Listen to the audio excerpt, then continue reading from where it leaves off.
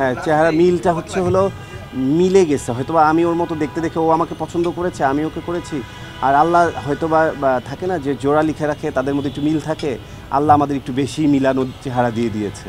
That's why আমাদের দুজনের মিল। কিন্তু আলটিমেটলি আমার কোনোভাবেই সে আমার আত্মীয় স্বজন কেউ না, আমার রক্তের কেউ না এবং আমার কেউ না। একেবারেই সে আননোন এবং আমার ভক্ত ছিল। আমার ভিডিও দেখতো, আমার অ্যাক্টিভিটিস, আমার ইন্টারভিউ দেখতো।